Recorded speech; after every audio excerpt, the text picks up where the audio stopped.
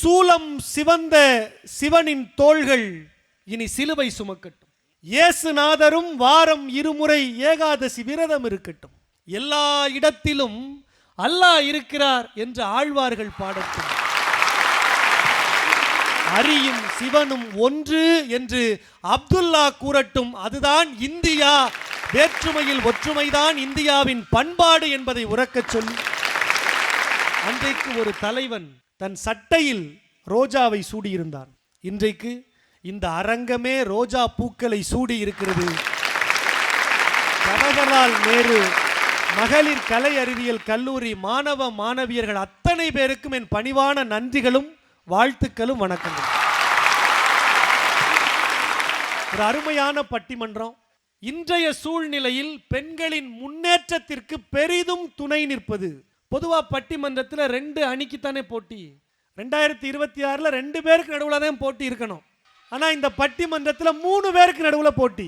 நான் 2026 2 பேருக்கு நடுவில் தான் போட்டின்னு நீங்கள் தப்பாக புரிஞ்சுக்க கூடாது. நீங்களா கைதட்டி என்ன கோர்த்து விடக்கூடாது. நான் உண்மையை சொல்றேன். 2026 2 பேருக்கு நடுவில் தான் போட்டி. ஒன்று எனக்கும் எங்கள் குடும்ப ஜோசியருக்கும். 2026 எனக்கு நேரம் சரியில்லைன்ட்டார். ஆனால் இங்கே இந்த பட்டிமன்றத்தில் 3 அணிக்கு நடுவில் போட்டிங்க. இன்றைய சூழலில் பெண்களின் முன்னேற்றத்திற்கு பெரிதும் துணை நிற்பது கல்வியா, செல்வமா, வீரமா? 3 அணி. அவங்கெல்லாம் அப்படி கலந்து உட்கார்ந்துருக்காங்களே அப்படின்னு நீங்கள் ஆச்சரியப்படக்கூடாது. முதல் 2 பேர் கல்வியே அப்படிங்கிற அணி சார்ந்து பேசுகிறாங்க. அடுத்த 2 பேர் செல்வமே அப்படிங்கிற அணி சார்ந்து பேசுகிறாங்க. இந்த கடைசியாக 2 பேர் ஒரு மாதிரி திருன்னு உட்கார்ந்துருக்காங்கல்ல, அவங்க தான் வீரமேங்கிற அணியில் பேசுகிறாங்க. ஒரு காலத்தில் அடுப்படியில் பூட்டி வைக்கப்பட்டிருந்த பெண் இனம் இன்றைக்கு எண்ணில்லா துறை இருந்தாலும் பெண்ணில்லா துறை இல்லை என்று சாதித்திருக்காங்கன்னா பெண்களின் முன்னேற்றம் இன்றைக்கு அதிகமாயிடுச்சு. இன்னைக்கு மெட்டி போட்டவள் மட்டும் பெண் அல்ல. சென்னையில் மெட்ரோ ரயில் ஓட்டுகிற பணிக்கும் ஒரு பெண் வந்திருக்கிறாள்னு சொன்னா இன்னைக்கு பெண்கள் முன்னேற தொடங்கி இருக்கிறார்கள். அதுல மறுப்பே இல்லை. ஆனா பெண்களின் முன்னேற்றத்திற்கு பெரிதும் துணை புரிவது எது? அதாங்க பட்டிமன்றத்தின் தலைப்பு. கல்வியா, செல்வமா, வீரமா? பேரறிஞர் அண்ணா தான் ரொம்ப அழகா சொல்லுவாரு, சென்னைக்கும் செட்டிநாட்டுக்கும் ஒரு ஒற்றுமை இருக்கு, ஒரு வேற்றுமை இருக்கு. அந்த செட்டிநாட்டுல இருந்து நான் வர்றேங்க. எங்க பகுதி சிவகங்கை சீமைன்னு சொல்லுவாங்க. ராஜ வம்சத்துல பிறந்த பொண்ணை ராணின்னு சொல்லி நாம எல்லாரும் கொண்டாடிடுவோம். வேலு நாச்சியார்னு அந்த பிள்ளைக்கு பேர் வச்சு பட்டம் சூடி ராணியா மாத்திட்டாங்க. தன்னுடைய கணவர் முத்து வடுகநாதர் ஆங்கிலேயருக்கு எதிராக போர் செய்து சூழ்ச்சியால கணவரை சாகடிச்சிடுறாங்க. திலகம் இழந்த விதவையாகி இனிமே ராணியாலாம் இருக்க முடியாது, நீங்க அடுத்து உங்க வேலையை பார்க்க போயிடலாம் அப்படின்னு இந்த சமூகமே ஒதுக்கி வைக்கிற ஒரு சூழல் இருந்தபோது கூட அந்த அம்மா என்ன தெரியுமா பண்ணாங்க? இல்லைங்க, என் கணவனை சூழ்ச்சியால் வீழ்த்திய ஆங்கிலேயரை நிச்சயமாக வீழ்த்தி விட்டுத்தான் மீண்டும் இந்த மண்ணுக்கு வருவேன் என்று சூடுரைத்து சிவகங்கையை விட்டு வெளியேறினாங்க. போன அவங்களுக்கு திண்டுக்கல் பக்கத்தில் விருப்பாச்சிங்கிற இடத்துல கோபால் நாயக்கருங்கிற ஒரு அற்புதமான விடுதலை போராட்ட வீரரும் முகமதிய பேரரசர் திப்பு சுல்தானும் உதவி செய்கிறாங்க. படையை திரட்டிக்கிட்டு திரும்பி வந்து ஆங்கிலேயருக்கு எதிராக போராடி எந்த வெள்ளையன் தன் கணவரை வீழ்த்தினாரோ அந்த வெள்ளையனை எதிர்த்து போராடி வெற்றி பெற்று மீண்டும் அரியணையில் உட்கார்ந்தால் வீரமங்கை வேலுநாச்சியார். வேலுநாச்சியார் ஒரு பெண். இவங்களை நாம எவ்வளவு தூரம் கொண்டாடுகிறோமோ அதே அளவுக்கு அந்த மண்ணின் மகளாக இருக்கிற ஒரு பெண்ணை நாம கொண்டாடணும். யார் தெரியுமா? வேலுநாச்சியார் சிவகங்கையிலிருந்து வெளியில போனப்ப ஆங்கிலேயர்கள் பின்னாடியே போனாங்களாம். ஒரு ஆடு மேய்ச்சிக்கிட்டு இருந்த ஒரு சின்ன பொண்ணு, ஏமா இந்த பக்கம் உங்க மகாராணி போனதை நீ பாத்தியா அப்படின்னு கேட்டதுக்கு அந்த பொண்ணு சொன்னாலாம், என் மகாராணி போனதை பார்த்தேன், எந்த பக்கம் போனாங்கன்னு சொல்ல மாட்டேன்னாலாம். ஏமா நீ சின்ன பொண்ணு, உன் மகாராணி எந்த திசை போனான்னு நீ சொல்லலைன்னா உன் உயிர் இருக்காதுன்னாங்களாம். உயிரே போனாலும் பரவாயில்லையா, என் மகாராணியை நான் காட்டி கொடுக்க மாட்டேன்னாலும். ஆடு மாடு வைக்கிற சாதாரண வேலை பார்க்குறமா நீ, உயிர் போயிருச்சுன்னா என்ன பண்ணுவ? ஒன்றும் இல்லை, என் மகாராணிக்காக என் உயிரை கூட கொடுக்க நான் தயாராக இருக்கேன்யா, எந்த பக்கம் போனான்னு சொல்ல மாட்டேன்னு சொன்னாலாம். அந்த பொண்ணு பேரு காளி. ஆடு மாடு மேய்க்கிற ஒரு இளம் பெண். வெள்ளைக்காரன் சொன்னானா, இப்ப சொல்ல முடியுமா முடியாதா? முடியாதுன்னு சொன்னாலாம். தன் உடை வாளை எடுத்து அந்த பெண்ணை 3-4 துண்டுகளாக வெட்டி போட்டானாங்க வெள்ளை அதிகாரி. 3-4 துண்டுகளாக வெட்டி போட்டாங்களாம். அவ வெட்டுப்பட்ட அந்த இடத்தில் கிடந்தாள் என்கிற செய்தி வேல்நாச்சியாருக்கு போகுது. திரும்ப வெற்றி பெற்று அரியணையில் ராணியாக அமர்ந்த வேல்நாச்சியார் உடனே அந்த இடத்துக்கு போறா. அவ வெட்டுப்பட்ட இடத்துல ஒரு கோயிலை நிறுவி தன் திருமணத்தின் போது தன் தந்தை தனக்கு வழங்கிய 8 பவுன் தாலி சங்கிலியை அந்த கோயிலின் கருவறையில் இருக்கிற அந்த காளிக்கு காணிக்கையாக்கி இன்று முதல் இவள் வெட்டு உடைய காளியாக இந்த மண்ணை காக்கிற மாகாளியாக இருப்பாள்னு வேல்நாச்சியார் சொன்னாங்க. இன்னைக்கு நீங்க சிவகங்கை வந்தீங்கன்னா காளையார் கோயிலை தாண்டி வெட்டுடையாள் காளி என்கிற அந்த வீர பெண்ணின் வரலாற்றை நீங்க தெரிஞ்சுக்கலாம். வெட்டுடையாள் காளியை நினைத்து பார்க்கிற போதே இன்னொரு பெண்ணை நாம நினைச்சு பார்க்கணுங்க. வெள்ளைக்கார ஏகாதிபத்தியம் அணுகுண்டு, ஆயுதம், பீரங்கி, துப்பாக்கி அத்தனையும் கொண்டு வந்து சிவகங்கையில பதுக்கிருச்சு. நாளை வேல்நாச்சியார் வெள்ளையர்களை எதிர்த்து போர் செய்ய போறாங்க. போர்ல வெள்ளை ஏகாதிபத்தியம் பயன்படுத்துகிற ஆயுதங்களை எதிர்கொண்டு நம்ம ராணியால ஜெயிக்க முடியுமான்னு தெரியாது. அப்ப வேல்நாச்சியாரின் போர்படை தளபதியாக இருந்த பெண் பெயர் குயிலி. அவ என்ன பண்ணா, விடிஞ்சா போர் நடக்க போகுது, தன்னுடைய ராணி எப்படியாவது வெற்றி பெற்றே ஆகணும்னு சொல்லி தன் உயிரையே கொடுக்க துணிஞ்சாங்க. அந்த ஆயுதம் வைத்திருக்கிற அந்த கிடங்குக்கு தன் உடல் நிறைய வெடி மருந்துகளை பொருத்தி கொண்டு உள்ள போய் நின்று தன் உடலில் பொருத்தி இருந்த வெடி மருந்தை பத்த வச்சு அந்த கிடங்கோடு சேர்ந்து வெடித்து உடல் சிதறி செத்து போன வரலாற்றுல நாம குயிலிய தற்கொலை போராளின்னு பதிவு செய்கிறோம். ஏன்னா தன்னுடைய உயிரை தன்னுடைய தேசம் வெற்றி பெறணுங்கிறதுக்காக தானாக முன்வந்து மாய்த்து கொண்டாள் என்பதற்காக அவளை தற்கொலை போராளி குயிலி அப்படின்னு பதிவு செய்யறாங்க. நான் அதை கொஞ்சம் திருத்துறேங்க. இனிமே நாம குயிலியை பதிவு செய்கிற போது தற்கொலை போராளின்னு பதிவு செய்ய வேண்டாங்க. ஏன் தெரியுமா, எங்க ஊர் பக்கம் எந்த சொல்ல சொன்னோம்னாலும் அதுல அபசகுணமான சொல் இல்லாம பார்த்துக்கணும்னு சொல்லுவாங்க. அப்ப இனிமே குயிலியை பதிவு செய்கிற போது தற்கொலை போராளின்னு சொல்லாதீங்க. அதுல கொலைங்கிற அபசகுண சொல் வருது. தன் உயிரை தானாக முன் வந்து குயிலி கொடுத்தா, ஆமாம் தானே? இனிமே குயிலிய தற்கொலை போராளின்னு சொல்லாதீங்க, தற்கொடை போராளின்னு சொல்லுங்க. தானாக முன்வந்து தன் உயிரை கொடுத்த போராளி அவள்தான் தற்கொலை போராளி குயிலி என்று இனிமேல் இந்த உலகம் பேசட்டும் என்று உறக்கச் சொல்லி அற்புதமான வேந்தர் தொலைக்காட்சியின் சிறப்பு பட்டிமன்றத்தில் பெண்களின் முன்னேற்றத்திற்கு பெரிதும் துணை நிற்பது கல்வியா செல்வமா வீரமா என்கிற தலைப்பில் கல்விதான் என்கிற அணி தன் வாதத்தை தொடங்குகிறது. முதல் பேச்சாளராக அன்பு அண்ணன் கவிஞர் அன்பு ஒரு அரங்கு நிறைந்த கைத்தறலோடு வருகிறார். வாங்க. தமிழகத்தில் மிக இளைய வயதில் நடுவர் பொறுப்பினை ஏற்றிருக்கிற மங்கள செல்வர் ராகவேந்திரா அவர்களே, உங்களை ஒரு புறம் பார்த்தால் தலை மாதிரி இருக்கிறீங்க, இன்னொரு புறம் பார்த்தால் தளபதி மாதிரி இருக்கிறீங்க. நடுவர் அவர்களே, நீங்க சொன்னீங்க 26ல 2 பேருக்கு தான் போட்டின்னு. ஆமா, உங்களுக்கும் ஜோசியக்காரங்க தான் போட்டின்னு. ஆனா 26ல 2 பேருக்கு தான் போட்டி. ஒன்னு சங்கீதா, இன்னொன்னு திரிஷா. நடுவர் அவர்களே, என்னென்ன பெண் அவளுடைய வாழ்க்கையில முன்னேற்றத்துக்கு பெரிய காரணம் வீரம் இல்லைங்க, செல்வம் இல்லைங்க, கல்வி தாங்க.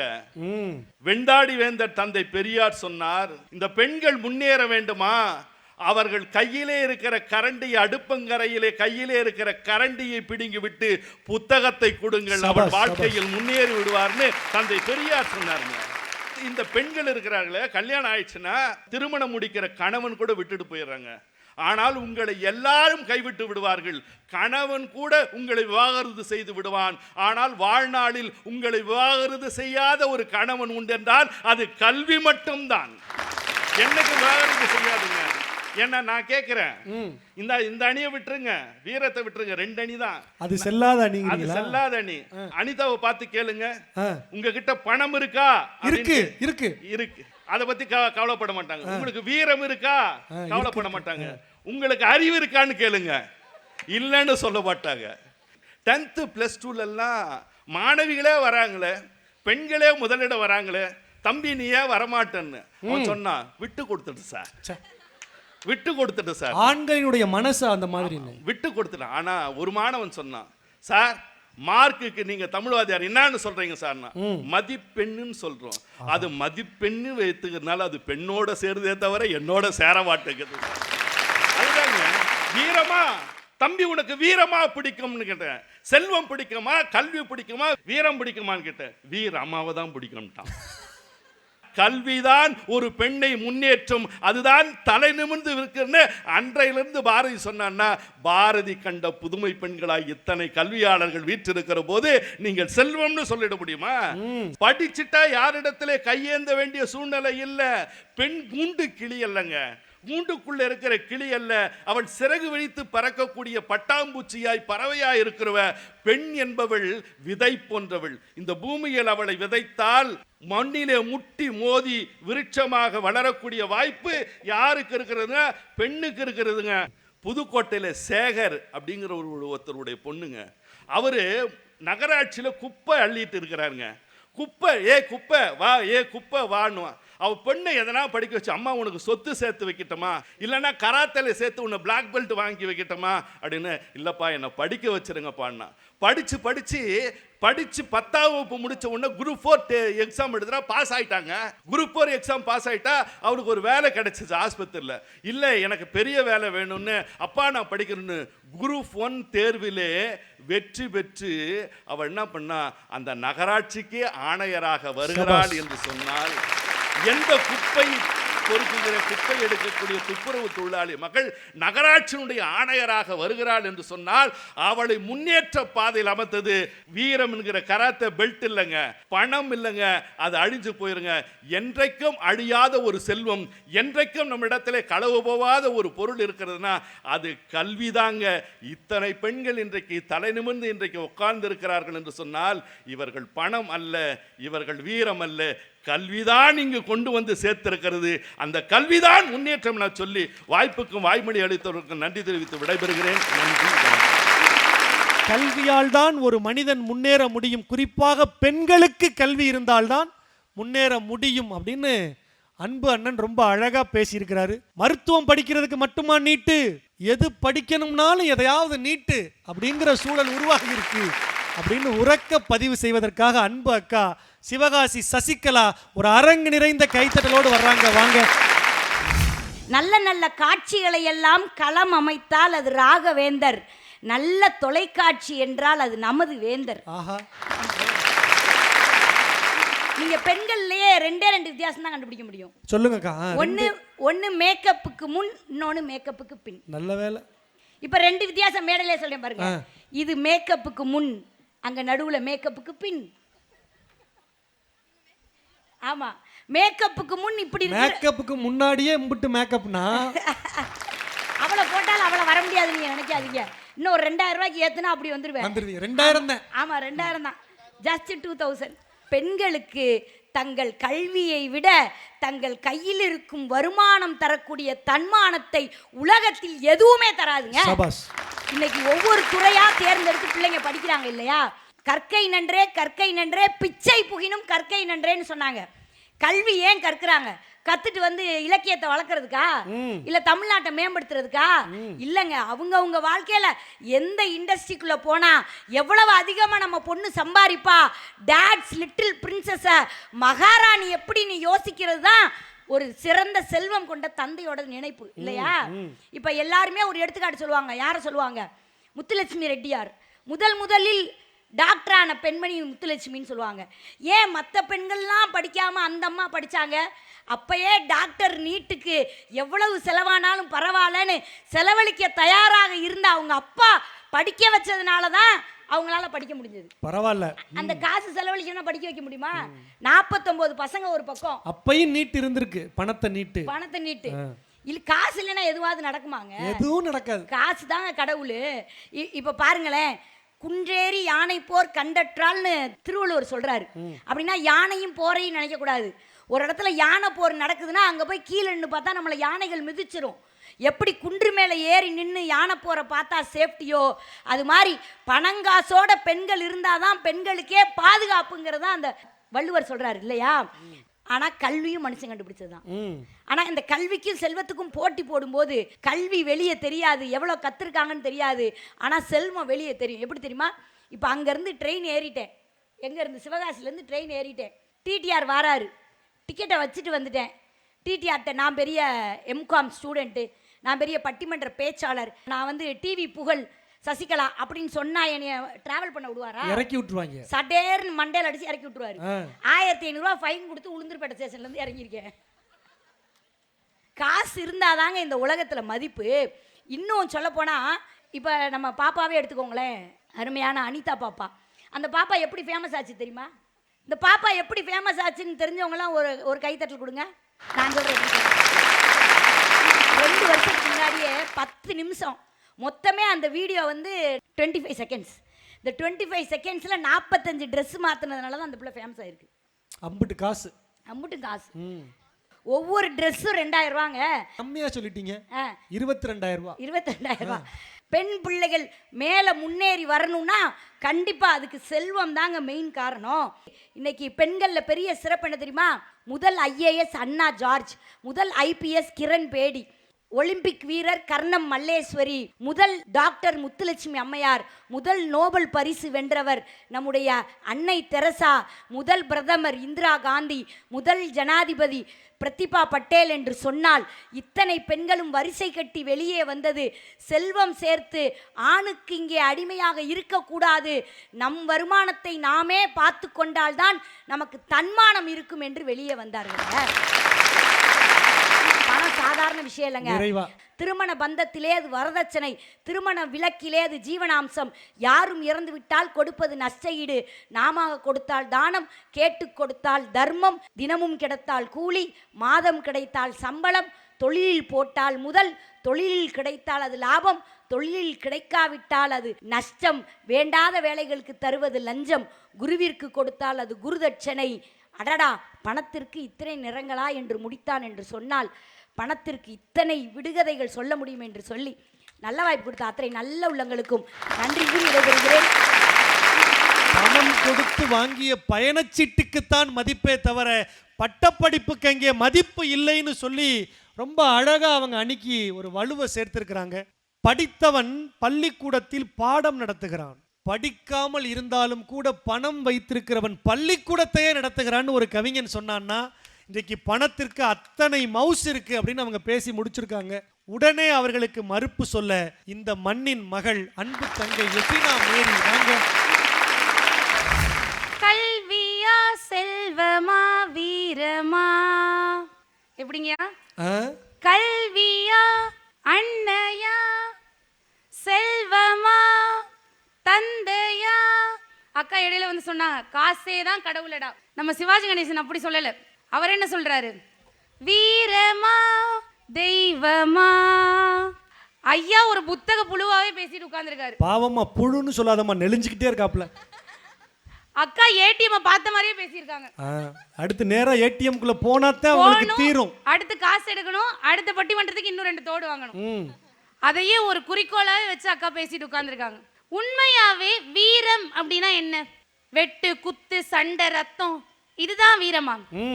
உண்மையாவே வீரம் அப்படிங்கிறது மன உறுதி. பெண்கள் நான் இதை செய்யணும் அப்படின்னா இதை செய்யணும், அந்த மன உறுதி தான் வீரம். ஐயா ஒண்ணுமே இல்ல, காஃபி டே அப்படின்னு ஒரு நிறுவனம் இருக்கு, ரொம்ப பரிச்சயமான நிறுவனம். அந்த நிறுவனம் தொடங்கின ஒரு சில ஆண்டுகள்லயே தொடர்ச்சியா நிறைய பிரான்ச்சஸ், தமிழ்நாடு முழுக்க அதிகப்படியான பிரான்ச்சஸை திறந்து ஒரு வெற்றி நிறுவனமா வெற்றி நடை போட்டுச்சு. ஆனா தொடர்ந்து பிரான்ச்சஸ் உருவாக்க லோன் நிறைய வாங்கி 2019ஆம் ஆண்டு 7200 கோடி கடன் சுமையோட அந்த நிறுவனத்தினுடைய தலைவர் சித்தார்த் அவர்கள் சூசைட் பண்ணிக்கிட்டு செத்து போயிட்டார். ஆனா அடுத்த ஒரே ஆண்டுல அவங்களுடைய மனைவி மாளவிகா சித்தார்த் அவங்களுக்கு இருந்த கடனை விட 3 மடங்கு அதிகமான லாபத்தை ஈட்டி அந்த நிறுவனத்தை ஒரு வெற்றி நிறுவனமா வீர நடப்போட வச்சாங்க. அப்படின்னா இதற்கு காரணம் அவங்களுடைய வீரமாதனங்கயா இருக்கு. அவங்க சொல்லக்கூடிய கல்வி 2 பேருக்கிட்டயுமே இருந்துச்சு. அப்போ அந்த மாளவிகா சித்தார்த் அவங்களுடைய நிறுவனத்தை வெற்றி நிறுவனமா மாத்தினதுக்கு காரணம் அவங்க கணவர்கிட்ட இல்லாத அந்த வீரமா இருக்கும்போது இதை மறுத்துட்டு நீங்க எப்படி கல்விதான் சிறந்தது, செல்வம் தான் சிறந்தது அப்படின்னு எப்படி நீங்க சொல்லலாம்? அடுத்ததா புதுக்கோட்டையில சின்னம்மாள் அப்படிங்கிற ஒரு அம்மாங்கயா பீடி சுத்துறாங்க. ஒரு நாளைக்கு 180 ரூபாய் அவங்களுக்கு சம்பளம், கணவர் இல்ல, 3 பெண் குழந்தைகள். அவங்க நினைச்சிருந்தா ஒரு சாதாரண பட்டு படிப்பு முடிச்சுட்டு கல்யாணம் பண்ணி கொடுத்துட்டு லைஃப்பை செட்டில் பண்ணியிருக்கலாம். ஆனால் அவங்களுடைய முதல் மகளை டிசிஎஸ்ல ஒரு தலைமை அதிகாரியா பணிபுரியும் அளவுக்கு கல்வியை கொடுத்து உயர்த்தியிருக்காங்க. அடுத்த மகளை டாக்டர் பட்டம் பெற்று ஒரு பேராசிரியரா உயர்த்திருக்காங்க. மூன்றாவது மகளை ஒரு வழக்கறிஞரா உயர்த்திருக்காங்க. அப்படின்னா அவங்க கல்வியில உயரணும்னு நினைச்சது என்னமோ உண்மைதான். ஆனா அதற்கு உந்துகோலாக இருந்தது அவங்களுடைய வீரமும் அவருடைய துணிச்சலாகவும் தானங்கய்யா இருக்கு. அவ்வளோ எங்கயா நீங்க அடுத்து ஒரு அக்காவை வந்து அறிமுகம் பண்ணுவீங்கல்ல, அக்காவோட பேர் என்னன்னு சொல்லுங்களேன் பாப்போம். அடுத்து பேச வர்றவங்க சிவநந்தினி, சிங்கப்பெண் சிவநந்தினி. ஏன் கல்வி தானே முக்கியம். கலைமகள் சிவநந்தினி நல்லா இல்லையம்மா. கல்வி பெண் சிவநந்தினி பொருந்தலையே.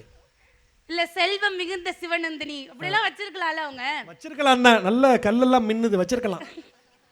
அவங்களுக்கே தெரிஞ்சிருக்கு நமக்கு வீரம் தான் முக்கியம்னு.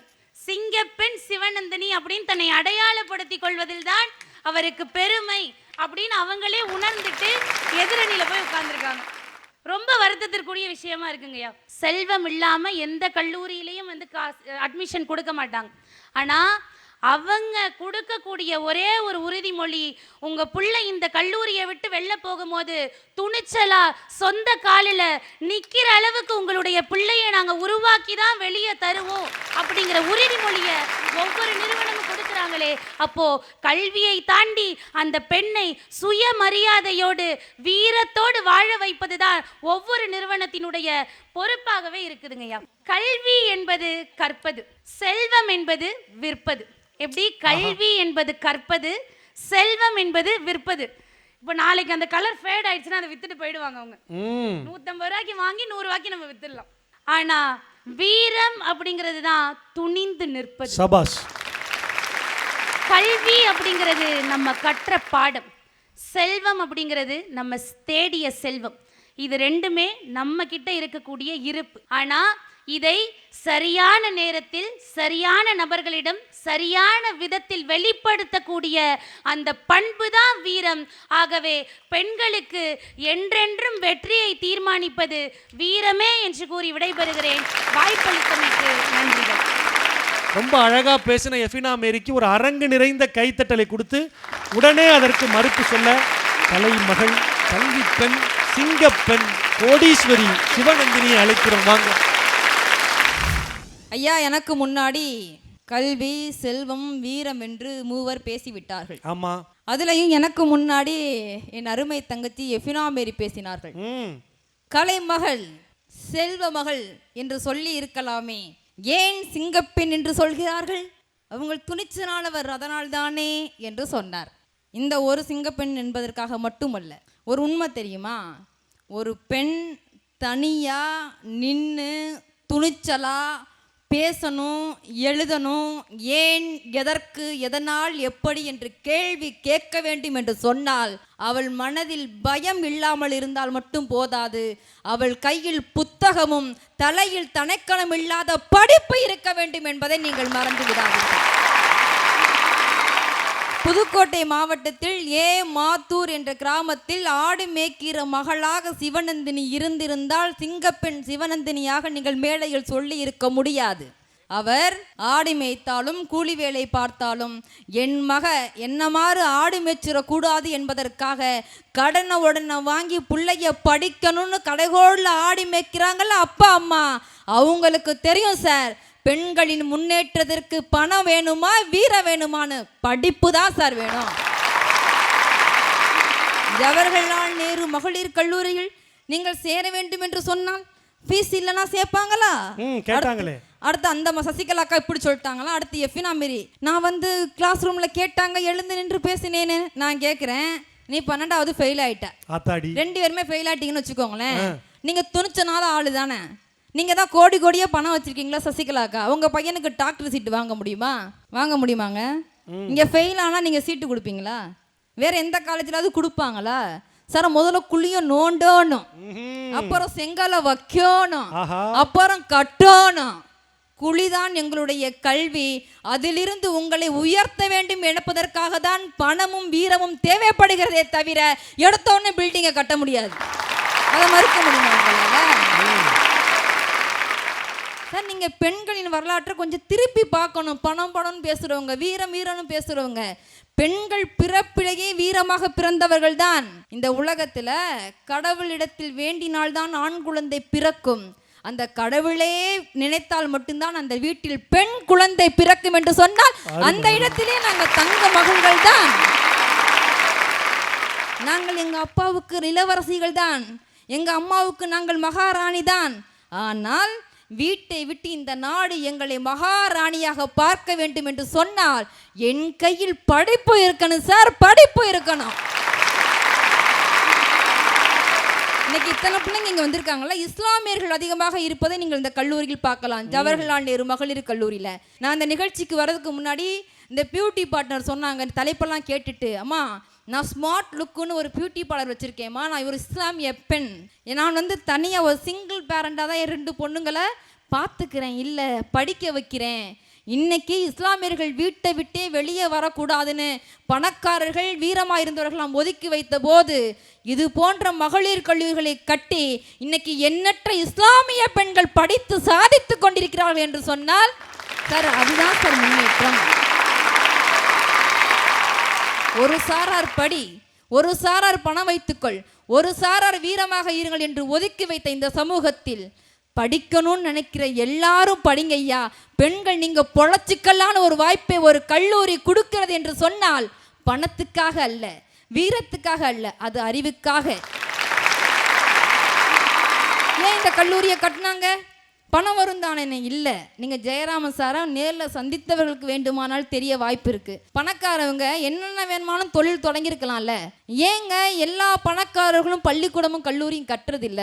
படிப்பின் அருமை தெரிந்தவர்கள் லாபமோ நஷ்டமோ பள்ளிக்கூடங்களும் கல்வி நிலையங்களை தான் திறந்து வைப்பார்கள் என்பதை உங்களால் மறுக்க முடியுமா? கற்கே நன்றே கற்கே நன்றே பிச்சை புகினும் கற்கே நன்றேன்னு என் பாட்டன் எழுதி வைத்திருக்கிறார் என்று சொன்னால் பிச்சை எடுத்தாவது படித்து விடுங்கள் மக்களே. படிப்பு வந்துட்டாலே திமிரு வந்துருங்க. உங்கள் கேள்விகளில் அதிகார சாயல் இருக்கும்போது யாரிடத்தில் தெரியுமா திமிரின் சாயலில் பதில் வரும்? படித்து அந்த நாற்காலில் காலு மேல காலு போட்டு உட்காரும் போது வரும் பாருங்க ஒரு கெத்து. அது எந்த கோடீஸ்வரிக்கும் வராது சார், எந்த வீரமா இருக்க பெண்ணுக்கும் வராது சார். அதுதான் சார் கல்வி. ஒரு பெண் பேசினால் வாயாடி, பேசாவிட்டால் ஊமை, கேட்கிற கேள்விக்கு பதில் சொன்னா திமிரு பிடிச்சவ, கல்யாணம் ஆகலன்னா முதிர்கண்ணி, திருமணமாகி கணவன் இறந்து விட்டால் விதவை, திருமணமாகி குழந்தை பிறக்கவில்லை என்றால் மலடி என்று நீங்கள் எல்லாம் ஓரம் கட்டி கொண்டிருக்கும் பொழுது அவள் படித்த பிறகுதான் சார் இந்த கெட்ட வார்த்தைகள் எல்லாம் நல்ல வார்த்தைகளை பார்த்து அம்மா வந்திருக்காங்க, டீச்சர் வந்திருக்காங்க, நர்சம்மா வந்திருக்காங்க, கலெக்டர் அம்மா வந்திருக்காங்க, பைலட் ஓட்டுறது ஒரு பெண்ணா, மெட்ரோ ஓட்டுறது ஒரு பெண்ணான்னு உச்சி முகர்ந்து இன்னைக்கு கொண்டாட தொடங்கி இருக்கிறார்கள் என்று சொன்னால் நாங்க படித்த படிப்பு சார். பணம் இன்னைக்கு வரும் நாளைக்கு போகும் சார். பணம் உங்களை மகிழ வைக்கும், வீரம் உங்களை நெகிழ வைக்கும், கல்வி உங்கள் கையில் இருந்தால் உங்களை எழ வைக்கும், எல்லோரும் உங்களை பார்த்து தொழ வைக்கும் என்று சொன்னால் அதை இறுக்கி பிடிச்சுக்கணும். பெண்கள் பேசக்கூடாது என்று மூளையில் முடக்கி வைத்த போது இன்னைக்கு சட்டமன்ற உறுப்பினராக, நாடாளுமன்ற உறுப்பினராக, கல்லூரியின் முதல்வராக, பேராசிரியராக, உடற்கல்வி ஆசிரியராக, ஆணுக்கு நிகராக பெண்கள் வீரத்தோடு தீரத்தோடு பணக்காரியாக வலம் வருகிறார்கள் என்று சொன்னால் அவள் படித்த படிப்பு. அவங்க காஃபி டே நிறுவனத்தில் ஒரு ஆண் சூசைட் பண்ணிக்கிட்டாரு, மாளவிகா மீட்டெடுத்தாங்கன்னு சொன்னீங்களே, அது வீரம் அல்ல. மாளவிகா படித்த படிப்பு தோல்வியிலிருந்து அவர்களை மீள வைத்தது என்று சொன்னால் எது நேரிடும் இடர்பட மாட்டோம் மடையா என்று குரல் கொடுக்க தொடங்கிய காலம், பெண்களின் கையில் கரண்டியை பிடுங்கிவிட்டு புத்தகம் கொடுத்த காலம் என்பதால் மழையால் கரைந்து விடுவதில்லை மழை, முகிலால் கரைந்து விடுவதில்லை கடல். எத்தனை கோடி செல்வம் இருப்பினும் வீரம் இருப்பினும் படித்தால் இந்த நாட்டை ஆளலாம் என்பதை உறக்கச் சொல்லுவோம். நன்றி, வணக்கம். செல்வம் உங்களை வாழ வைக்கும், கல்வி இருந்தால் எல்லோரையும் உங்களை தொழ வைக்கும் அப்படின்னு அப்படி பஞ்சு வசனங்கள்லாம் பேசி அந்த அணிக்கு ஒரு நிறைவான கருத்தை சிவநந்தினி உற்சாகமாக பேசியிருக்கிறார். இந்த வேகாத வெயில்ல யாரோ ஒரு முதலாளி இடத்துல நம்முடைய அப்பாக்கள் கை கட்டி வேலை பார்க்கிறார்களே, எதற்காக? அதனால் கிடைக்கிற அந்த பணத்தை வைத்து என் பிள்ளைக்கு நல்ல கல்வியை கொடுத்தால் இன்றைக்கு நான் கை கட்டி வேலை பார்க்கிறேன், நாளைக்கு என் மகள் ஒரு ஏசி அறையில் டை கட்டி வேலை பார்ப்பாள் என்கிற ஒற்றை காரணத்திற்காகன்னு சொல்லி அணியா அந்த அணிக்கு அழகு சேர்த்திருக்கிறாங்க, வலு சேர்த்திருக்கிறாங்க.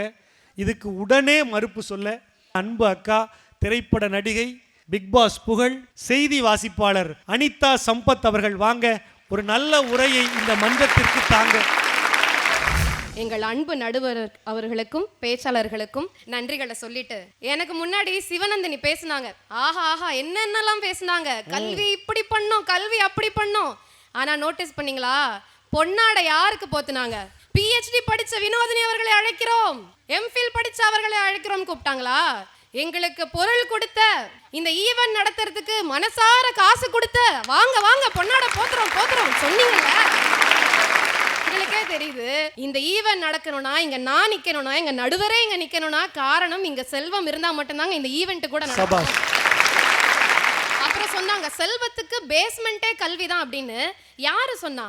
அப்போ இங்க 50 வயதுல எத்தனையோ பெண்மணிகள் மாடி தோட்டம் அமைச்சு அது மூலமா சம்பாதிக்கிறாங்க, மசாலா பொடி பண்ணி சம்பாதிக்கிறாங்க, ஹெர்பல் ப்ராடக்ட்ஸ் பண்ணி சம்பாதிக்கிறாங்க. அவங்களுக்கெல்லாம் கல்வி எங்க இருந்து வந்தது? ஆனா அவங்களுக்கு செல்வம் ஈட்டணும் அப்படிங்கிற எண்ணம் இருந்தது, அவங்களுக்கு திறமை இருந்தது, அதை செஞ்சாங்க. இன்னைக்கு கோடிகள்ல சம்பாதிச்சிட்டு இருக்காங்க. அவங்களால இன்னும் மற்றவர்களும் அவங்க மூலமா சம்பாதிச்சிட்டு இருக்காங்க. அது எல்லாத்தையும் கல்வி இல்லாட்டியும் பண்ண முடியும். அன்பு சார் சொன்னாரு, கரண்டியை பிடுங்கிக் கொண்டு புத்தகத்தை கொடுங்கள். புத்தகத்துக்கு காசு யார் சார் கொடுப்பா? ஏன் சார் அதை விட்டுருக்கலாம்ல? இங்க கல்வியே காசு கொடுத்தா அனிதா சம்பத் பேச வருவாங்கன்னு தெரியும்ல உங்களுக்கு. கல்வியே காசு கொடுத்தா தானே சார் கிடைக்குது. அறிவு இருக்கா அப்படின்னு கேட்டா உங்களுக்கு கோவம் வந்துடும், மற்றதெல்லாம் கேட்டா கோவம் வராதுன்னு சொன்னாரு. ஆமா சார், அறிவு இருக்கான்னு கேட்டா கோவம் வரும் தான். ஆனா அதை விட இது உன் வீடா, இது என் வீடு, வீட்டை விட்டு வெளியே போ அப்படின்னு சொன்னா நம்மளை அவமானப்படுத்தினவங்க கையாலேயே நம்ம கஷ்டத்தினால வேற வழி இல்லாம அவங்க கையாலேயே சாப்பிட வேண்டிய நிலைமை வந்தா, சும்மா சும்மா கடன் கேட்க வந்துட்டியம்மா, எத்தனை வாட்டி உனக்கு கடன் கொடுக்கறது, இல்ல கிளம்பு அப்படின்னு சொன்னா அதை விட பயங்கரமா கோவம் வரும். நம்ம மேலேயே நமக்கு கோவம் வரும். எவ்வளவோ இருந்தும் அந்த செல்வத்தை எனக்குன்னு நான் சேர்க்காம போயிட்டேனே, இன்னைக்கு அவமானப்படுறேன்னு நமக்கு கோவம் வரும் சார். நடுவர் அவர்களே, நாட்டையே ஆளக்கூடிய அரசாங்கமே பெண்களோட முன்னேற்றத்திற்கு செல்வத்தை சேர்க்கறது மட்டும்தான் காரணமா இருக்க முடியுங்கிறத புரிஞ்சுக்கிட்டு பெண்கள் முதல்ல வீடு வாங்கினாங்கன்னா 2 லட்சம் ரூபாய் மானியம் கொடுக்குறாங்க. ஓ, அதனாலதான் நீங்க இத்தனை வீடு வாங்கியிருக்கீங்களா? அது முதல் வீட்டுக்கு மட்டும் தான் கொடுப்பாங்க நடுவர் அவர்களே. ஆசியாவிலே மிக பணக்காரரா 11 லட்சம் கோடிகளை சேர்த்த அம்பானி இங்க எத்தனை பேருக்கு தெரியும்? எல்லாருக்கும் தெரியுமே. கை தூக்குங்க. அம்பானியை தெரியும்னா கை தூக்குங்க. இத்தனை பேருக்கு தெரிஞ்சிருக்கா? உலகத்திலேயே அதிக டிகிரிகள் வாங்கின 220 எக்ஸாம்ஸ் பாஸ் பண்ண 20 டிகிரி ஹோல்டரை யாருக்கு தெரியும்? அவர் எந்த ஊர்ல இருந்தா எங்களுக்கு என்ன? அவர் பேரு டாக்டர் ஸ்ரீகாந்த். அவர் பொலிட்டீஷியன், அவர் IAS IPS. ஆனா யாருக்கா தெரியுதா பாத்தீங்களா? அவ்வளவுதான் நடுவர் அவர்களே. நான் ஒரு பிரேக்கிங் நியூஸ் இப்ப படிக்கிறேன், படிங்க. எப்படி இருக்குன்னு சொல்லுங்க. வணக்கம், இன்றைய முக்கிய செய்திகள். 100 கோடியில் போயஸ் கார்டனில் வீடு வாங்கிய நாஞ்சில் விஜயன். குடும்பத்துடன் ரோல்ஸ் ராய்ஸ் காரில் சென்ற நாஞ்சில் விஜயன். எப்படி இருக்கு கேட்கும்போது? நல்லா இருக்கு, பயங்கரமா இருக்கு நடுவர்களே. கேட்கும்போது பா எப்படி இருந்த பையன், சின்னூண்டா அரட்டை அரங்கத்துல பேசின பையன். யாரா அந்த பையன்? நான் தான் அந்த பையன்ங்கிற மாதிரி.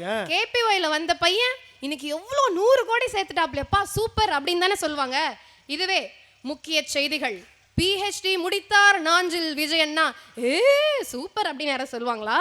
நம்ம முன்னேற்றம்ங்கிறது எப்ப நிகழ்ந்திருக்குங்கிறது. 2வது முக்கிய செய்திகள்னு சொன்ன உடனே பயந்துட்டேன். நடுவர் அவர்களே, ஒருத்த முன்னேறிட்டானா இல்லையாங்கிறதே அவன் அக்கௌண்ட்ல எவ்வளவு காசு வச்சிருக்காங்கிறத பொறுத்து தானே நம்மளால புரிஞ்சுக்கவே முடியும். அப்ப செல்வம் தானே நடுவர்கள் அங்க இருக்கு. நடுவர் என்ன சொல்லிட்டே இருந்தாரு, நீங்க நிறைய வீடு வாங்கியிருக்கீங்க. உண்மைதான். நான் இன்னும் 12 வருடம் பழைய காரை தான் ஓட்டிக்கிட்டு இருக்கேன். ஆனாலும் என் மனசு டக்குன்னு ஒரு காசு வந்தா ஒரு ஹோம் லோன் முடியும் போதே அடுத்த ஹோம் லோன் போட்டு இன்னொரு வீடு வாங்கணும்னு தான் தோணும். அதுக்கு காரணம் நான் சின்ன வயசுல ஃபேஸ் பண்ண ட்ராமா தான். உனக்கு என்ன இருக்குன்னு கேட்டுட்டே இருந்தாங்கல்ல. எல்லாரும் காலேஜ்ல ரொம்ப அழகா வாட்ஸ்அப்ல ஃபோன் நோண்டிட்டு இருப்பாங்க, நல்லா சிரிச்சு என்ஜாய் பண்ணிட்டு இருப்பாங்க, காதல் பண்ணிட்டு இருப்பாங்க. அந்த காலகட்டத்துல என் அம்மாவை நான் பார்த்துருவேனா, என் அப்பாவை நான் பார்த்துருவேனா, எத்தனை மாதம் கழிச்சு என் அம்மா அப்பா ஒன்று சேருவாங்க அப்படின்னு யோசிச்சுக்கிட்டே இருந்த ஒரு பெண்ணாக தான் நான் இருந்திருக்கேன்.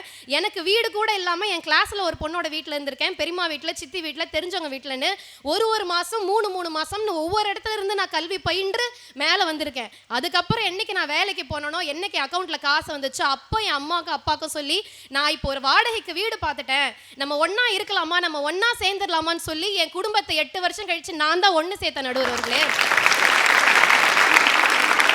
என்னோட செல்வம் தான் என்னை பெத்த தாய் தந்தையவே கண்ணால் என்னை பார்க்க வச்சதுன்னா பார்த்துக்கோங்களேன். அதனால தான் இந்த நிலைமை எனக்கு வயசாகும் போது வரக்கூடாது. வீடு கூட இல்லாமல் ஒவ்வொருத்தர் வீட்டில் இருந்து படித்தோம்ல, இனிமே எனக்கு வீடு சேர்ந்துக்கிட்டே இருக்கணும், எனக்கு செல்வம் சேர்ந்துக்கிட்டே இருக்கணும். இப்போ இருக்க காசு காரில் போட்டால் கார் திரும்பி எனக்கு காசு கொடுக்காது, ஆனால் வீட்டில் போட்டால் வீடு திரும்பி எனக்கு ஒரு செல்வம் கொடுக்கும்ல.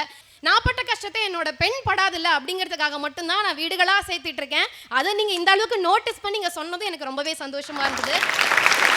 வீட்டுக்கு மட்டும் இல்லை, இந்த மொத்த நாட்டுக்குமே ஒரு முன்னேற்றம் வரணும் அப்படின்னா காலங்காலமாக பெண்கள் படிச்சுக்கிட்டே தான் இருக்காங்க. ஆனால் அப்பெல்லாம் வராத முன்னேற்றம் பெண்கள் என்னைக்கு வேலைக்கு போக ஆரம்பித்து பொருள் ஈட்ட ஆரம்பித்தாங்களோ அதுக்கப்புறமா இப்போ வந்திருக்குன்னா நீங்களே தெரிஞ்சுக்கோங்க, கல்வியும் வீரத்தையும் விட செல்வம் மட்டுமே ஒரு நாட்டையே பெண்கள் கையில் கொடுக்கும் அப்படிங்கிறத சொல்லிக்கிட்டு நன்றி கூறி விடைபெறுகிறேன். நன்றி.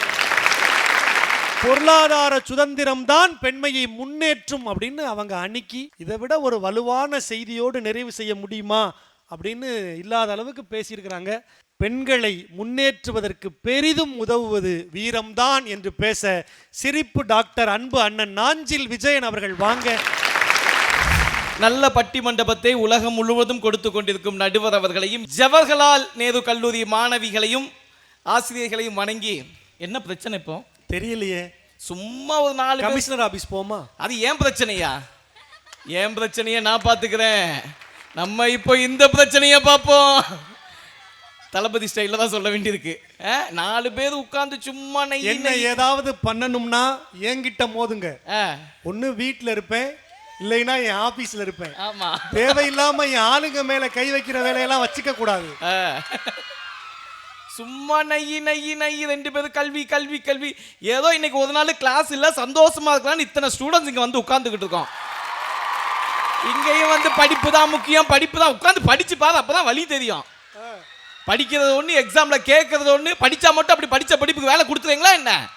சும்மா வந்து படி படி படி படி. இவ்வளவு நேரம் பேசுனாங்களே, இது எதுவுமே ஒர்த்தாவே. உங்க எக்ஸ்பீரி டேட் முடிஞ்சு போச்சு. நீங்க என்னத்த அப்படி படிச்சீங்க? உங்க சிலபஸ் வேற, எங்க சிலபஸ் வேற. படிக்கிற மாதிரியா இருக்கு.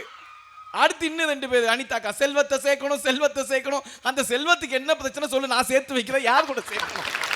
சும்மா என்ன வேணும் இன்னைக்கு? தைரியம் வேணும், மன உறுதி வேணும், அதுவும் பெண்களுக்கு முக்கியமா வேணும். இன்னைக்கு பெண்களுக்கு வேணுமோ இல்லையோ, பெண்கள் முன்னாடி பேசக்கூடிய எனக்கு ரொம்ப முக்கியமா வேணும். ஏன்னா வந்தோடனே ஒரு பொண்ணு வந்துச்சு, அண்ணன் நீங்க தானே நாஞ்சில் விஜயன்ச்சு. ஆமா தங்கச்சி, நான் தான் நாஞ்சில் விஜயன். அண்ணன் உங்களை டிவியில பார்த்துருக்கேன்னா. ரொம்ப சந்தோஷமா. எந்த டிவிலமா பார்த்துருக்கேன்னு? டிஸ்கவரி சேனல்ல பார்த்துருக்கேன்னு போயிட்டே இருக்கு. என்னை பார்த்தா அப்படியே மேடம் இருக்கு, எரும மாடு மேய்க்கிற மாதிரியா இருக்கு, லைட்டா இருக்குல்ல.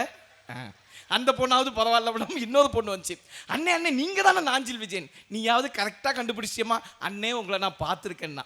நீயாவது சொல்லு தங்கச்சி, எங்க பார்த்துருக்க? அண்ணே நான் உங்களை பார்த்துருக்கேன். சொல்லுமா, எந்த ஷோல பார்த்துருக்கேன்? அண்ணே நீங்க தானே, சொல்லு நீங்க தானே. சொல்வதெல்லாம் உண்மையில 2 பொம்பளைங்க வாழ்க்கையை கெடுத்தது.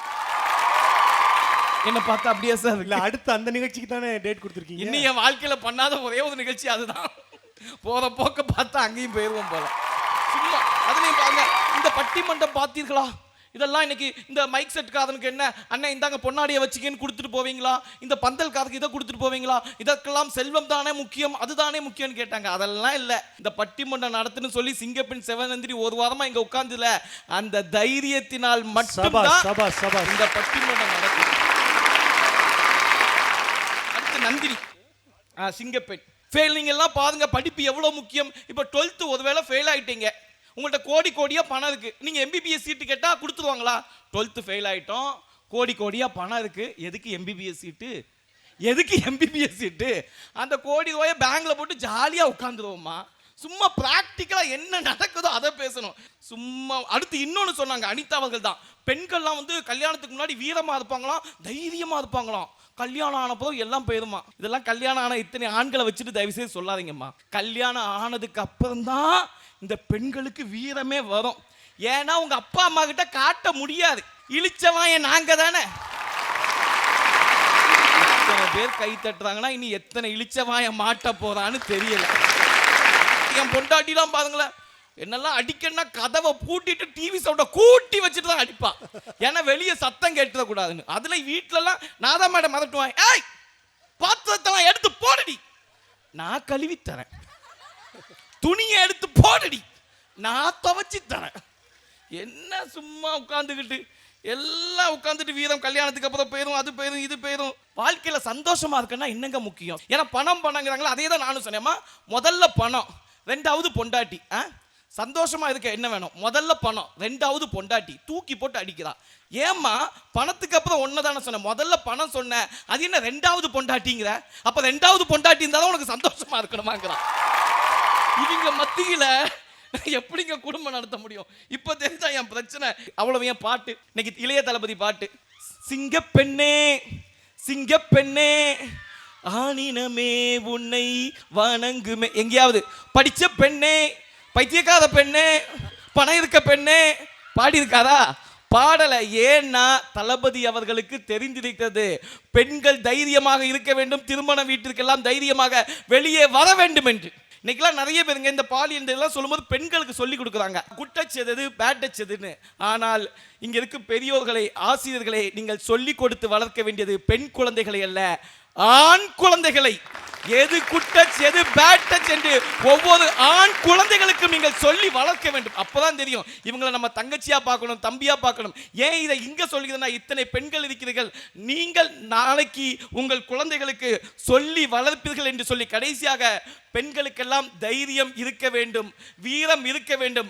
ஆனால் அந்த தைரியமும் வீரமும் எங்கே காட்ட வேண்டும், எப்படி காட்ட வேண்டும் என்று அளவறிந்து காட்டுங்கள். அளவுக்கு மீறி உங்கள் தைரியத்தை காட்டினாலும் நிச்சயமாக பிரச்சனை தான். ஏன்னா சில பெண்கள்லாம் சொல்லுவாங்க, அம்மா நீலாம் பொம்பளை இல்லைம்மா, ஆம்பளை பிள்ளை மாதிரி, தயவு செய்து உங்களை யாராவது நீ ஆம்பளை பிள்ளை மாதிரின்னு சொன்னா ஒத்துக்காதீங்க. இல்லைங்க நான் பெண் மாதிரியா இருந்துட்டு போதேன்னு சொல்லுங்க. ஒரு ஆணை பார்த்து நீ பெண் மாதிரி இருக்கிறாய் என்று சொன்னால் அது அவனுக்கு எவ்வளவு அசிங்கமோ, அதே போல ஒரு பெண்ணை பார்த்து நீ ஆண் பிள்ளை போல் வளர்ந்திருக்கிறாய் என்று சொன்னால் அதுவும் உங்களுக்கு அசிங்கம்தான். பெண்கள் பெண்களாகவே இருங்கள், தைரியமாக இருங்கள் என்று சொல்லி பேச வாய்ப்பளித்த அத்துணை நல் உள்ளங்களுக்கும் நன்றி கூறி விடைபெறுகின்றேன். நன்றி, வணக்கம். ரொம்ப அழகா இந்த அணி சார்ந்த 6 அறிஞர் பெருமக்களும் சிறப்பான உரையை வழங்கி இருக்கிறார்கள்.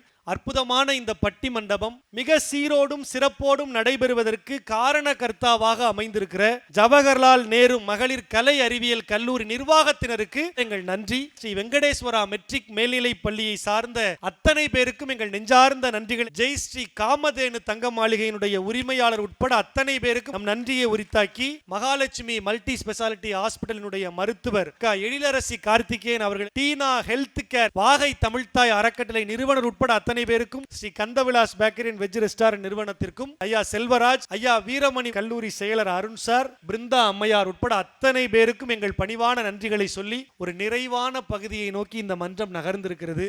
ஒரே ஒரு செய்தி சொல்றேனே, கிட்டத்தட்ட 286 நாட்கள் விண்வெளியில இருந்தாங்க. அந்த அம்மாவுக்கு பேரு சுனிதா வில்லியம்ஸ்னு பேர். அந்த அம்மா நல்ல கல்வியாளர் தான். நாசா நிறுவனம் அந்த அம்மாவுக்கு மாத சம்பளமாகவே பல 1000 கோடியை கூட கொடுக்கலாம் தான். ஆனா திரும்பி வருவோமா மாட்டோமா என்கிற கேள்வியோடு உங்களை அணுகிய போது கூட தைரியமாக நான் விண்வெளிக்கு போகிறேன் என்று சொல்லி ஒத்துக்கொண்டு விண்வெளிக்கு போனாங்கல்ல, அந்த தைரியத்தால் தான் இன்றைக்கு சுனிதா வில்லியம்ஸை பத்தி நம்ம சுற்றி இருந்தவர்களை ஏளனமாக பேசின போது கூட அந்த அம்மாவுக்குள் இருந்த அந்த வெறி, அந்த ஆற்றல், 3வது முயற்சியில தன் எடையை விட 5 மடங்கு அதிகமான எடையை ஒரே முயற்சியில் தூக்கி சாதனை படைச்சு இன்றைக்கு ஒலிம்பிக் வீராங்கனை கர்ணம் மல்லேஸ்வரியாக நம் இதயத்தில் இடம்பெற்றிருக்கிறார்னா தைரியத்தால் தான் கர்ணம் மல்லேஸ்வரி இன்னைக்கு நமக்கு. பொம்பளை பிள்ளை ஒரு காலம் முடியாதுன்னு சொல்லக்கூடாது, உன்னால முடியும், தைரியமா நீ நாளைக்கு வந்து ஓடு, பள்ளிக்கூடத்துக்கு லேட்டானா எப்படி ஓடி வருவ, அது மாதிரி ஓடுறதா நினைச்சு ஓடுன்னு சொல்லி அந்த ஆசிரியர் கொடுத்த தைரியத்தால் மைதானத்தில் ஓடத் தொடங்கி இந்தியாவின் தங்க மங்கையாக இன்றைக்கு உயர்ந்து நிற்கிற பிடி உஷா தைரியத்தால் இன்றைக்கு நம் இதயத்தில் பதிவு செய்யப்பட்டிருக்கிறார். வீரம் மட்டும் இருந்தா போதுமா? இந்த வீரமும் ஆற்றலும் சக்தியையும் வச்சு நான் என்ன செய்யணும்? காசு சம்பாதிக்கணும், கல்வி நிலையங்களுக்கு போய் தைரியமா படிக்கணும். இந்த தைரியத்தோட கணவனினுடைய வன்முறையை தாங்கி இருக்கிற அம்மா கூட என்ன பண்ணுவான்? பிள்ளையை எப்படியாவது கல்லூரிக்கு அனுப்பிடணும்னு நினைப்பான். இப்போ தைரியமா இருக்கிற அம்மா, நீ பள்ளிக்கூடத்துக்கெல்லாம் போக வேண்டாமா, நான் உனக்கு தைரியம் சொல்லித்தரேன், நீ சிலம்பம் கிளாஸுக்கு போ, கராத்தே கிளாஸுக்கு போ, ஒரு நாளும் பள்ளிக்கூடத்து பக்கம் போகாதன்னு சொல்லுவாளா?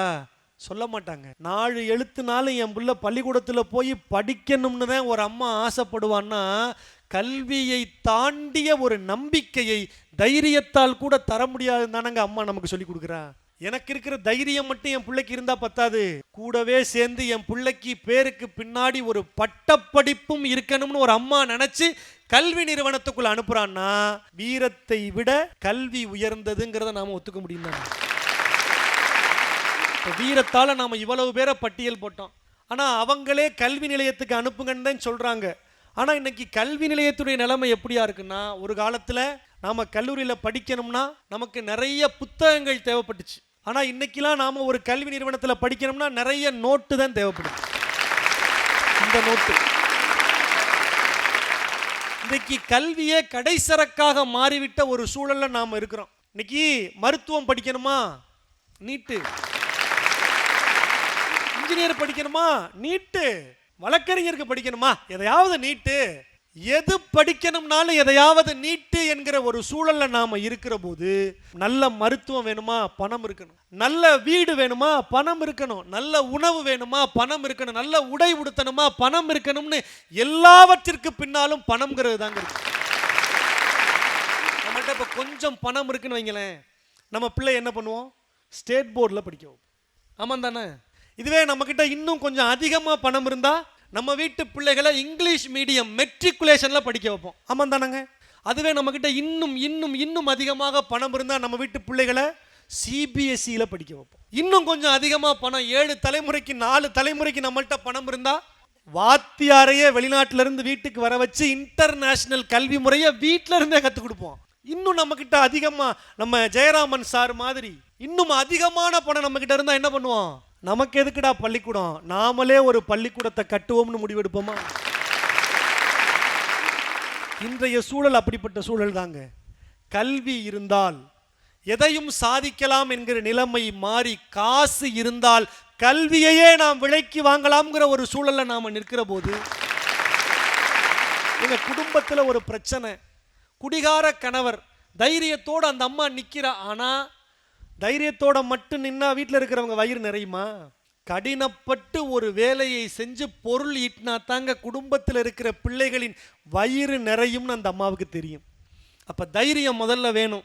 அந்த தைரியத்தோடு என்ன செய்வா? பொருள் ஈட்டுவா. அந்த பொருளை வச்சு தான் இன்னைக்கு என்ன செய்ய முடியுது? கல்வியையே நம்மால் வாங்க முடியுதுன்னா, ஒன்றுக்கு ஒன்று சங்கிலியில் இணைச்ச மாதிரி இணைப்பு பெற்றிருக்கு. ஒரு பெண்ணினுடைய முன்னேற்றத்திற்கு தைரியமும் செல்வமும் தேவைதான். ஆனால் அதைவிட ஒரு பெண்ணை மதிக்கத்தகுந்த ஒரு மனிதராக மாற்றுவதற்கு, உயர்த்துவதற்கு கல்வி என்கிற ஆயுதம்தான் பெரிதும் தேவைப்படுகிறது. தைரியம் அதிகமாக இருந்தா பிரச்சனைன்னு அந்த அணியிலே சொன்னாங்க. ஆமாம் தானே? பேச வேண்டிய இடத்துல கொஞ்சம் அதிகமாக பேசிட்டா பிரச்சனை. செல்வமுமே அளவுக்கு அதிகமாக இருந்தால் இன்கம் டேக்ஸ், இடி எல்லாம் வருவாங்க. ஆனால் கல்வி அதிகமாக அதிகமாக நமக்கு எந்த பிரச்சனையுமே வராதுங்க. அளவுக்கு மிஞ்சினால் கூட ஆபத்தை தராத ஒன்று உண்டென்றால் அது செல்வத்தையும் தைரியத்தையும் விட கல்விதான் என்கிற காரணத்தால் பெண்களின் முன்னேற்றத்திற்கு பெரிதும் துணை நிற்பது கல்வியே என்று சொல்லி,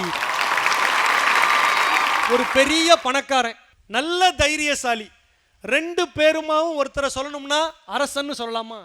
அந்த ஊரில் இருக்கிற எல்லாருக்கும் அவன் தானங்க பரிசு கொடுப்பான். அப்போ பெரிய செல்வன் தானா? இன்னொரு நாட்டோட போர் புரிஞ்சு வெற்றி பெறுவானா? தைரியசாலியா? ஒரு பெரிய தைரியசாலி, ஒரு பெரிய செல்வந்தன், 2 பேரையும் அரசன்கிற ஒரு சொல்ல முடியுமா? முடியும் தானங்க? நம்ம இலக்கியம் தாங்க சொன்னுச்சு, அந்த அரசனை விட கல்வி கற்றவன் மேலான. மன்னனும் மாசற கற்றோனும் சீர்தூக்கின் மன்னனின் கற்றோன் சிறப்புடையோன். மன்னனுக்கு தன் தேசமல்லால் சிறப்பில்லை, கற்றோருக்கு சென்ற இடமெல்லாம் சிறப்புன்னு சொன்னா, தைரியத்தை விட செல்வத்தை விட கல்விதான் ஒரு பெண்ணின் முன்னேற்றத்திற்கு பெரிதும் துணை நிற்கிறது என்பதை இந்த பட்டிமன்றத்தின் தீர்வாக சொல்லி, தைரியத்தையும் செல்வத்தையும் நம் பிள்ளைகளுக்கு கொடுப்பதை விட நல்ல கல்வியை நம் பிள்ளைகளுக்கு கொடுத்தால் நம் பிள்ளைகள் நிச்சயமாக உயர்வார்கள், சாதிப்பார்கள், சிகரம் ஏந்தி கொடியை நாட்டுவார்கள் என்று சொல்லி அற்புதமாக இந்த பட்டிமன்றத்தை கேட்டு ரசித்த அத்தனை பேருக்கும் எங்கள் பணிவான நன்றிகளை சொல்லி நன்றி, வணக்கம்.